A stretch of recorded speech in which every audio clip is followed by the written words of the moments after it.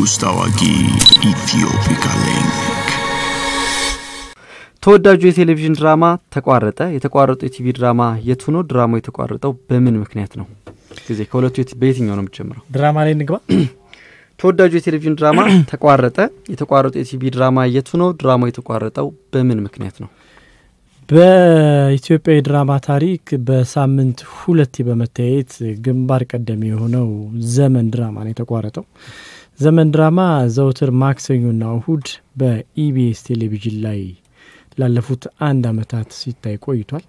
የዘመን ድራማ አባላት ከዘመን ድራማ በፊት በኢትዮጵያ ቴሌቪዥን ሰው ለሰው በሚል ድራማ ከፍተኛ ተቀባይነትና ተወዳጅነት አግኝተው ከዛ ከሰው ለሰው ፍጻሜ በኋላ ከኢትዮጵያ ቴሌቪዥን ጋር መግባባትና መስማማት ሳይችሉ ቀርተው ፊታቸውን ወደ ኢቢኤስ አዙረው በኢቢኤስ ላይ ደግሞ ዘመን ብለው መጥተው ድራማው እየታየ ይገኛል። በአብዛኛው የድራማው ቡድን አባላት እዚህ ዘመን ድራማ ላይ አሉ ከጥቂቶች በስተቀር።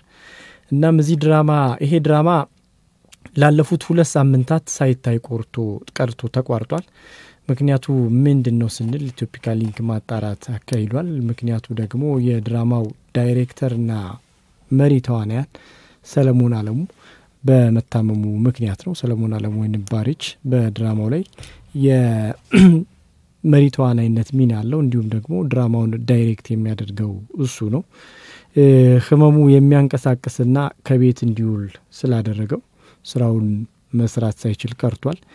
ከህመሙ ከቤት አልፎም ወደ ሕክምና ተቋም እንዲያደርሰውና እዛ እንዲተኛ አድርጎታል። ምንም እንኳን ለቀናት ቢሆንም እዛ ተኝቶ ህመሙን በተሳካ ቀዶ ጥገና ፈውስ ቢያገኝም አሁንም ተመልሶ ስራው ላይ ሊገኝ አልቻለም። በዚህ ምክንያት ዳይሬክት ስላልተደረገና እሱ የተሳተፈበት የበረሃ ሲኖች ስላልተቀረጹ ድራማው ላለፉት 2 ሳምንታት ሳይታይ ቀርቷል።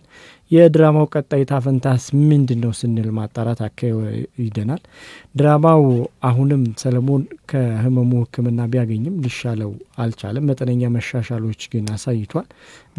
በማደንዘዣ መርፌ በመታገዝ የድራማውን ቀጣይ ክፍል ቀረጻ ይከናወናል። እናም ከነገ ጀምሮ ቀጣይ ክፍል ለማስጀመር የቆመውን ድራማ ለማስጀመር አሁን እየታየ ያለው የተደገመ ነው።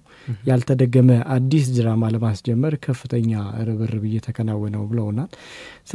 ሰለሞን ጤንነትስ ምን መሻሻሎች ምን አይነት ሁኔታ ላይ ይገኛል ያልናቸው ምንጮቻችን ለተሻለ ህክምና በቅርቡ ከኢትዮጵያ ውጭ አምርቶ የተሳካ ህክምና አድርጎ ይመለሳል፣ እንደሚሻለው ሙሉ ጤነኛ እንደሚሆንም ተስፋ እናደርጋለን ሲሉ ለሰለሞን ቅርበት ያላቸው ምንጮች ጉዳዩ ለኢትዮፒካ ሊንክ ገልጸዋል። ስለዚህ ዳይሬክተርና ተዋናይ ሰለሞን አለሙ ባጋጠመው ህመም ምክንያት ድራማው ለጊዜው ተቋርጧል። በነገ ዕለት አዲሱ ክፍል ይታያል ተብሎ ይጠበቃል። የሰለሞን ጤንነትም በቀጣይ ባሉት ቀናቶች ወደ ውጭ ሀገር ለህክምና ሄዶ ፈውስ አግኝቶ ይመጣል ተብሎ እየተጠባበቅን ነው ሲሉ ምንጮች ገልጸውልናል።